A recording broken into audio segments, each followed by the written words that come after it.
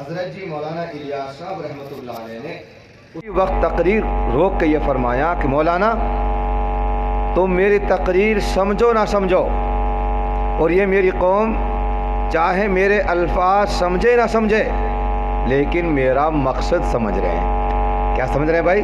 मकसद।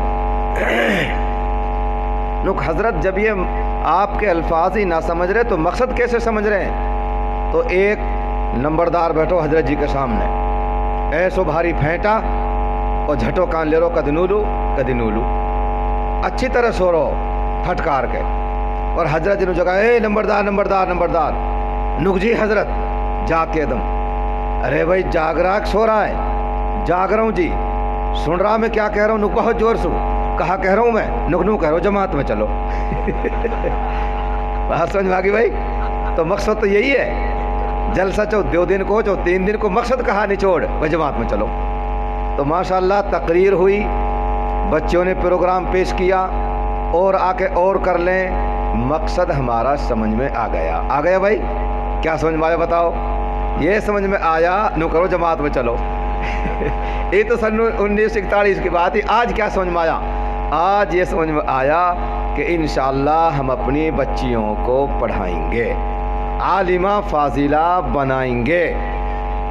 मेरे भाइयों, ये औरत इतनी कीमती चीज़ है। औरत के 4 रिश्ते होते हैं, माँ, बहन, बीवी और बेटी। अब सुनो चारों की फजीलत सिर्फ 3 मिनट में। औरत अगर माँ है, इसके कदमों के नीचे जन्नत। कहो भाई सुभान अल्लाह।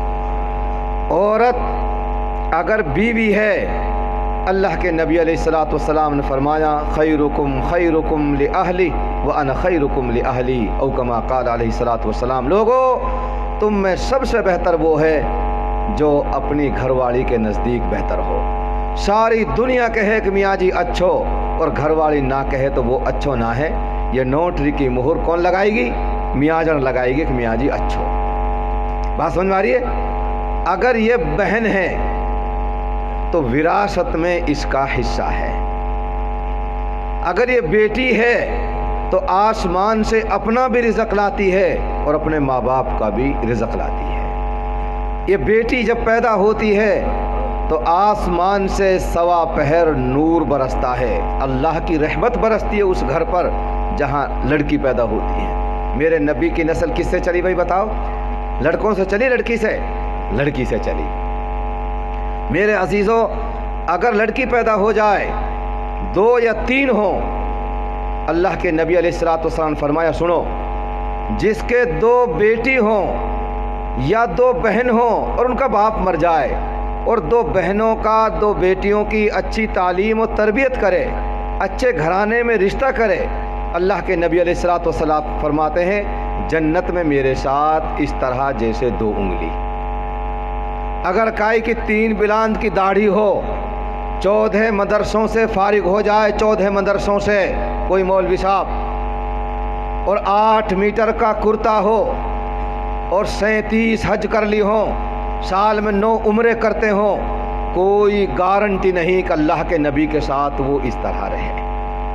अगर 2 बेटियों की या 3 बेटियों की या बहनों की परवरिश की, अल्लाह के नबी अलैहिस्सलातु वस्सलाम फरमाते हैं कि मेरे साथ जन्नत में इस तरह। एक सहाबी खड़े होते हैं, अल्लाह के नबी किसी के 3 ना हो 2 हो, आपने फरमाया वो भी जन्नत में मेरे साथ इस तरह। मेरे भाइयों, हम अपनी बेटियों और बच्चियों की अच्छी परवरिश करें। गुजरात के हाफिज हाजी इरफान साहब हमारे बहुत करीबी दोस्तों में से हैं, यहाँ तशरीफ़ फरमा हैं। एक वाक़या सुनाता हूँ गुजरात का। गुजरात में सूरत शहर में एक ऐसा घर है जिस घर में दीनी माहौल, अल्लाह यहाँ भी वो माहौल कायम फरमा दे।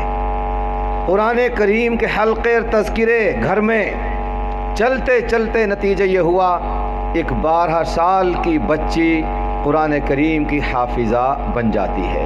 कहो भाई सुभान अल्लाह। 12 साल की बेटी हाफिज़ बन गई।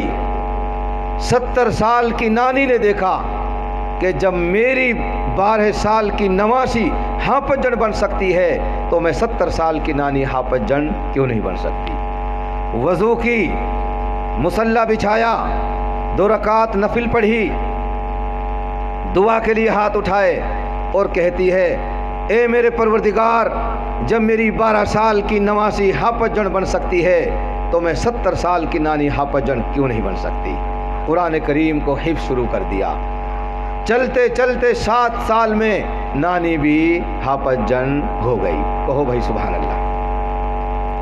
12 साल की नवासी हाफजन और 77 साल की नानी भी बोलो हाफजन। इनके बीच में 12 साल की नवासी की माँ है और 77 साल की नानी की बेटी है आयशा।